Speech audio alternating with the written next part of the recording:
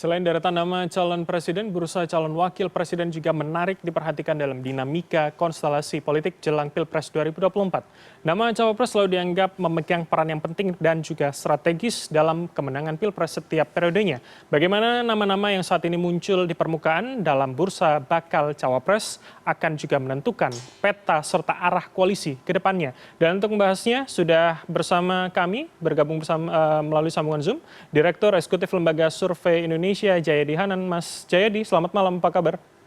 Selamat malam Mas Bram, kabar sehat, Mas Bram sehat ya? Alhamdulillah, kabar baik begitu Mas Jayadi. Ini menarik, paling tidak saya ingin masuk dari nama Sandiaga Uno. Paling tidak dalam 2 minggu terakhir cukup banyak diperbincangkan mulai dari Ketum P3 Mardiono seakan merayu begitu untuk kemudian Gerindra ke P3, kemudian disusul Waketum Gerindra tadi Habibur Rahman mengatakan memberikan karpet merah jika ingin keluar jika pandangan politiknya tidak sama lagi. Artinya kemudian apakah ini kita bisa melihat lampu hijau begitu tafsir dari serangkaian yang terjadi ini, Mas Jayadi? Ya bukan lampu hijau, tapi saya kira kalau misalnya Pak Sandi tidak cocok di Gerindra kan itu tidak ada yang bisa menghalangi gitu. Apalagi pertama Pak Sandi itu adalah salah satu nama yang selalu masuk 5 besar dalam bursa cawapres. Tetapi kemungkinan dia untuk dipilih menjadi cawapres itu lebih besar kalau dia tidak berada dalam Gerindra kan gitu. Karena ketika dia berada dalam Gerindra, karena Gerindra sudah cukup tegas, hampir pasti mencalonkan Pak Prabowo, maka tentu tidak mungkin Gerindra mencalonkan presiden sekaligus wakil presiden gitu. Jadi kalau memang Pak Sandi ingin memanfaatkan posisi dia yang cukup populer sebagai salah satu nama bakal cawapres, maka memang pilihannya adalah keluar dari Gerindra lalu berlabuh ke salah satu partai yang memang belum punya calon gitu. Dan mengapa P3 disebut? Karena memang P3 sampai hari ini kan belum punya capres maupun cawapres yang cukup kompetitif untuk dijadikan salah satu daya tawar bagi P3 di dalam pembentukan koalisi Pilpres nantinya. Jadi dalam posisi itulah saya kira maka nama Sandiaga Uno tampaknya memang menarik untuk diperbincangkan. Pertama karena sejumlah partai memerlukan figur yang tidak terikat dengan partai untuk dicalonkan seperti P3 itu. Yang kedua adalah figur yang kompetitif dan cukup populer itu yang diperlukan sekarang. Dan kebetulan di antara nama-nama yang populer itu Pak Sandi itu selalu berada di kadang 3 besar, kadang 5 besar ya. Baik. Bersama-sama dengan Ridwan Kamil, kemudian AHY, kemudian Erick Thohir dan Hovifah Indar Parawansa. Itu 5 nama yang cukup kompetitif untuk dilirik sebagai bakal calon wakil presiden oleh bakal capres yang nanti akan maju. Oke, kalau kemudian Anda sudah menyebutkan ada nama-nama lain paling tidak nama Sandiaga Uno masuk dalam 5 besar. Anda tadi juga menyebutkan salah satunya kemudian ada nama Erick Thohir yang kemudian sebelumnya di paket berita tadi kita dengarkan juga bahwa disebutkan oleh Arsul Sani, Waketum P3, ini juga nama yang populer di internal P3. Anda melihatnya bagaimana ketika ketumnya Mardiono merayu Sandi, tapi Waketumnya menyebutkan bahwa yang populer adalah nama Erick Thohir. Artinya ketika pun seorang Sandi akan pindah, maka tidak serta-merta akan kemudian mulus begitu. Bagaimana analisa Anda? Iya betul. Sekarang yang memang cenderung lebih bebas itu kan Pak Erick Thohir. Pak Sandi mungkin bisa diambil oleh P3 kalau dia keluar dulu dari Gerindra. Pertanyaannya memang apakah Sandi memang betul mau keluar dari Gerindra gitu. Sehingga ada beban yang harus ditunggu terlebih dahulu kan. Kalau Pak Erick Thohir kan tidak ada beban. Memang dia tidak ada partai sekarang sehingga akan lebih mudah bagi dia untuk bergabung dengan P3.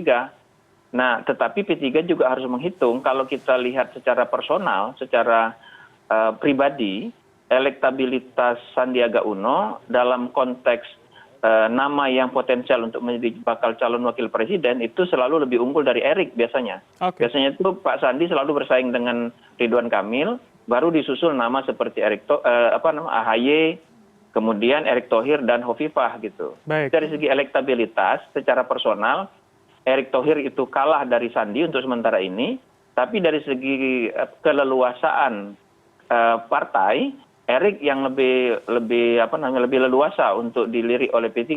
Jadi ada nilai plus minus masing-masing dua kandidat ini bagi P3. Oke, kalau begitu saya ingin mencoba menarik sedikit pada koalisi KIB Indonesia Bersatu begitu. Ketika paling tidak nama Erick Thohir ini kemarin juga sempat disebutkan semacam kode keras oleh Ketum PAN Zulkifli Hasan menyandingkan Ganjar dan Erick. Ini kan artinya ada kesamaan yang sudah disebutkan kedua anggota koalisi dalam satu barisan begitu. Tapi di sisi lain juga masih ada nama RK yang potensial dan waketum dari Golkar. Anda melihat artinya KIB akan punya satu sisi calon yang banyak sebagai pilihan atau kemudian akan semakin sengit dan runcing begitu untuk kemudian menentukan satu nama misalkan? Kalau misalnya Ganjar Pranowo bersedia dicalonkan oleh KIB, maka tampaknya tiga partai ini di dalam KIB itu tidak kesulitan untuk bersepakat soal capres ya. Tapi memang yang akan menjadi pertanyaan adalah mereka akan alot dalam penentuan cawapres. Tampaknya Golkar punya pilihan itu antara Airlangga Hartarto dengan Ridwan Kamil. Sementara P3 dan PAN mungkin bisa bertemu dalam hal cawapres, yaitu nama Erick Thohir. Jadi konstelasi yang mungkin terjadi dalam konteks pembentukan koalisi di antara nama-nama itu kalau kita melihat KIB gitu. Oke, kalau kemudian masih dalam tataran atau konteks KIB begitu Mas, bagaimana Anda maupun LSI melihat nama-nama tadi seberapa kemudian atau seberapa kuat daya tawar dengan posisi mereka masing-masing, keunggulan mereka masing-masing untuk kemudian anggaplah dari tiga nama ini menjadi pilihan untuk cawapres nanti dari KIB? Iya, tergantung capresnya siapa. Ya, kalau misalnya KIB tidak mencalonkan nama dari luar, misalnya mengambil dari KIB sendiri, maka potensinya adalah calon presiden dari Golkar kan gitu. Itu berarti nanti P3 dan PAN itu akan kemungkinan bersaing dalam soal mencalonkan nama cawapres. Nah, karena di P3 ada nama Sandi dan Erick Thohir, sedangkan di PAN itu nama utamanya itu antara lain Erick Thohir, maka itu berarti kan yang paling potensial untuk berpeluang untuk dipilih oleh KIB sebagai cawapres adalah Erick Thohir kalau kita lihat dari sisi itu. Baik Erick Thohir bisa memberikan efek positif yang kemungkinan sama besar terhadap PAN maupun terhadap P3. Tetapi lagi-lagi tergantung kepada apakah KIB akan mencalonkan nama internal mereka atau tidak. Kalau misalnya mencalonkan nama eksternal yang tampaknya itu yang digadang-gadang oleh KIB adalah Ganjar Pranowo kemungkinan, maka pembentukan atau penentuan bakal cawapres di antara tiga KIB itu akan lebih alot karena baik Golkar, P3 maupun PAN punya keinginan untuk memperebutkannya gitu.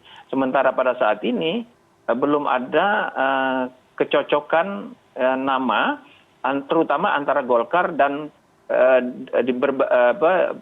berbanding dengan P3 dan PAN gitu. Jadi masih ada sejumlah kemungkinan yang belum bisa kita prediksi dengan kuat atau dengan akurat pada saat ini. Oke, menarik kemudian Anda menyandingkan dengan siapa yang kemudian akan menjadi capresnya. Tapi sebelum saya masuk ke sana, saya ingin mencoba melihat bagaimana analisanya kemudian ketika hari ini kita melihat apa yang ada pada tiga calon ini misalkan kemudian RK dengan Gubernur Jawa Barat, dengan mengingat Jawa Barat adalah DPT terbanyak di Indonesia misalkan, Sandi pernah berlaga pada Pilpres dengan saat ini popularitasnya juga sebagai salah satu menteri. Anda melihat bagaimana modal ini seberapa kuat akhirnya akan mampu mendorong nama masing-masing tadi begitu Mas Jayadi?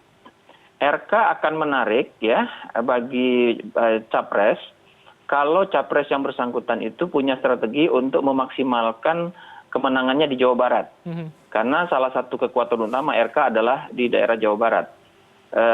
Tetapi RK tidak akan menjadi pilihan utama kalau yang strategi utama yang akan dipakai oleh seorang calon presidennya, siapapun itu adalah memenangkan misalnya Jawa Timur. Karena Jawa Barat dan Jawa Timur ini menurut saya masih akan menjadi salah satu pertimbangan utama dari seorang capres untuk memenangkan pertarungan, terutama Jawa Timur.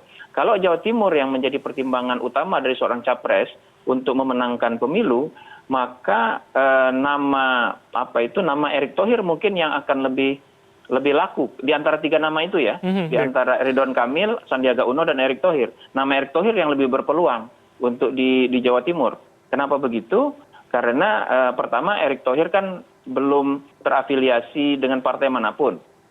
Sandi sebetulnya punya peluang juga, tetapi karena Sandi sampai hari ini masih terafiliasi dengan Gerindra, maka dia akan akan beririsan pendukungnya dengan Prabowo di Jawa Timur.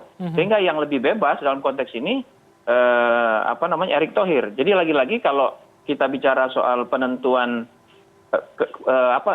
strategi apa yang akan dipakai oleh seorang capres dalam memenangkan pemilu dalam konteks wilayah, apakah dia akan memaksimalkan wilayah Jawa Barat atau memaksimalkan wilayah Jawa Timur, maka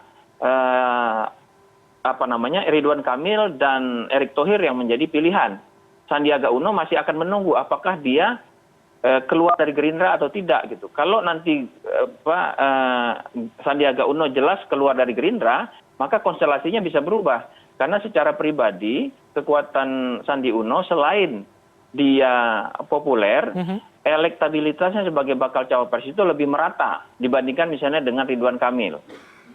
Sedangkan dibandingkan dengan Erick Thohir secara nasional untuk sementara Sandiaga Uno masih lebih tinggi. Jadi sekali lagi plus minus yang dimiliki oleh tiga nama ini akan membuat mereka menjadi lebih menarik bagi seorang bakal calon presiden, tergantung kepada strategi apa yang mau dipakai oleh bakal calon presiden itu untuk memenangkan pemilu. Saya tadi memberikan contoh, kalau dia menggunakan strategi wilayah, apakah memaksimalkan Jawa Barat atau memaksimalkan Jawa Timur, itu punya konsekuensi pada siapa bakal calon yang bakal dipilih.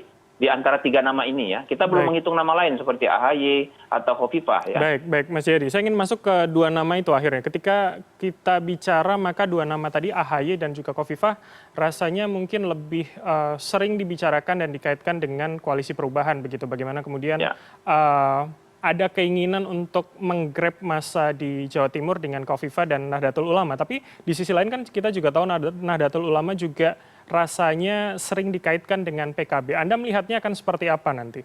Apalagi misalkan kedua nama itu berada dalam satu poros yang sama misalkan. Iya, betul.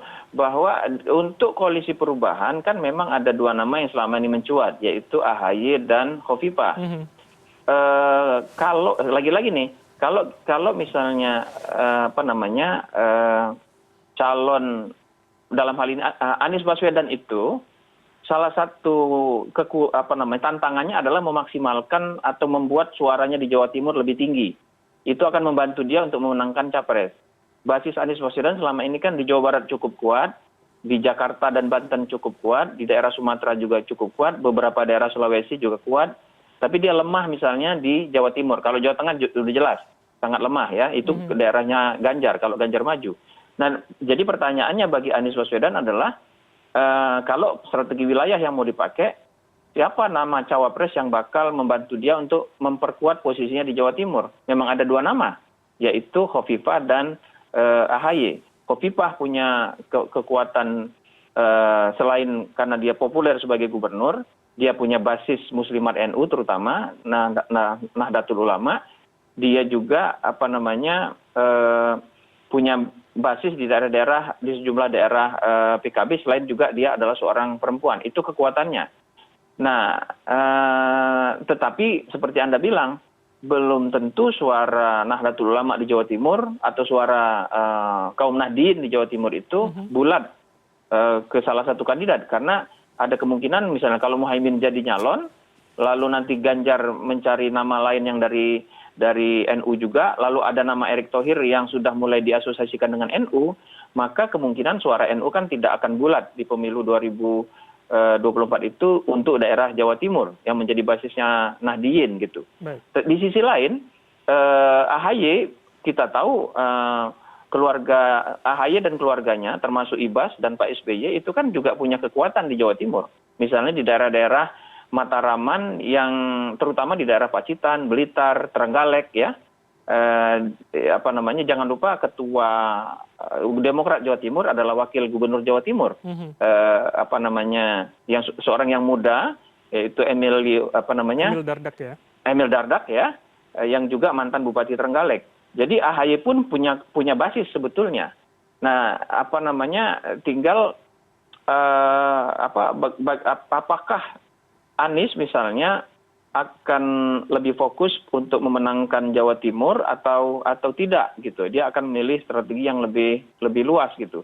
Kalau dia tidak hanya berfokus di Jawa Timur, mungkin pilihan karena AHY itu kan dia cukup kuat di Jawa Timur kalau dibandingkan dengan Hopipa dia masih kalah saat ini.